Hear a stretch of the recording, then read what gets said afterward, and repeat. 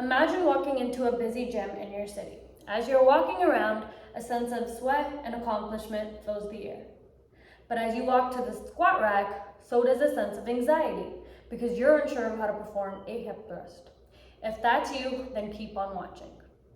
In this video, I'm going to demonstrate how to set up and perform a hip thrust. First, I'll show you all the equipment you're going to need. Next, I'll show you how to actually perform the movement. And finally, I'll show you some variations of it. So first, let me show you the equipment you're going to need. So right here, I have a sturdy bench. You're going to need any sturdy bench. If it's not sturdy, you can put some weight plates behind it to stabilize it, or you can even lean it up against something, kind of like I did right here. Next, you're going to need some sort of weight. You can also do it without weight if you're more comfortable like that. You can also lift very heavy if you're proficient, or if you feel like you can lift a lot. You can use something like this barbell right here. It is about, well, I don't know how many pounds it is, but it's very heavy. I got 45-pound plates on each side. Or you can just use a dumbbell. And for this video, that's what I'm going to use, just for demonstration purposes. And finally, but most importantly, if you're lifting heavy, like this barbell right here, you're going to want to use barbell padding so you don't hurt yourself.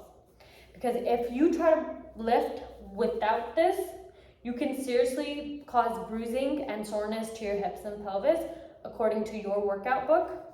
So this just simply goes around your bar just like that. And when you lift, it protects your hip and pelvis. That's all the equipment you're going to need. Next, I'm going to show you how to actually perform the movement. So I'm actually going to move over here to show you how to perform it. So the first thing you're going to do is you're going to want to make sure your shoulder blades are on the bench, just like that. Next, I want you to try to make a 90-degree angle with your legs. So just like that. I want you to point your feet slightly outward, kind of like this. I want you to keep looking straight when you perform the movement. I want you to keep your chin tucked and your spine neutral, just so you don't hurt yourself. And when you try to perform the movement, you only want to move your lower half. You want to make sure your upper half does not move at all. So just like that. So just think of it as from here, your exophyseal process, just kind of hinging down. Just like that. And this movement that you're doing is called hinging. Here's a tip from your balance guy. He says, think of it as a door shutting and closing when you're trying to hinge. If you try to keep that in mind while you're performing this exercise, I promise it'll be a lot easier. So just like that. Now I'm going to show you how to do it with some weight. So because this dumbbell is not heavy, I can just place it on my pelvis without hurting it. But if you're going to use a very heavy dumbbell, then I suggest using maybe like a mat or maybe a hoodie or anything you have, and just place the dumbbell on top so you're not hurting your pelvis. So just to show you with some weight, here's how it looks. I have the dumbbell right here, and I'm actually going to look straight instead of looking at the camera this time. So just like that. So again, just think of a door shutting and closing when you're hinging. There we go. You can do as many reps as you want until you feel comfortable. So that's how you actually perform the hip thrust. Now I'm going to show you some variations of it. So there's actually a few of them. I'm only going to share two. The first one is called a B stance hip thrust.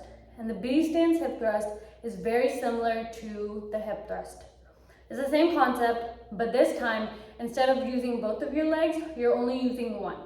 The other leg just kind of rests on your heel. So I'm going to show you without any weight, just so we can get the movement down.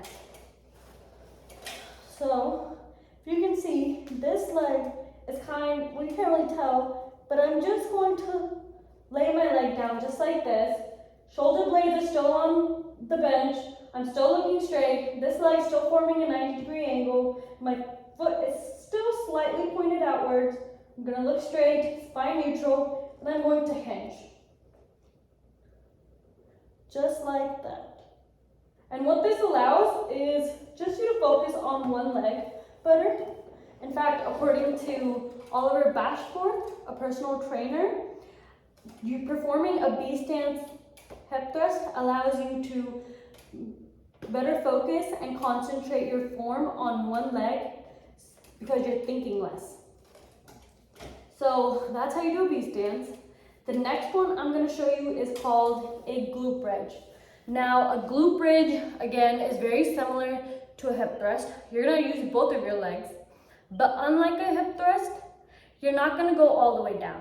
When we're hinging in a hip thrust, your lower half goes all the way down and then you bring it up. When you're performing a glute bridge, you're only going down to a point of where you feel tension, and then you're going to build it back up, and then you're going to bring yourself back up.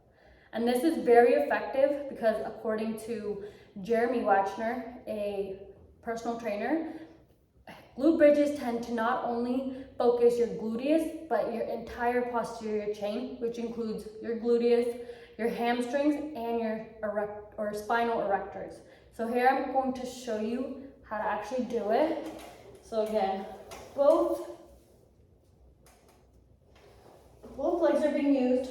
I'm going to make sure my shoulder blades are on the bench. I'm looking straight, chin tucked, spine neutral, feet slightly pointed outward, and I'm going to do a glute bridge. This is a glute bridge. I feel the tension just about here, and I bring it up, versus a hip thrust where you go all the way down. So glute bridge is simply just like that.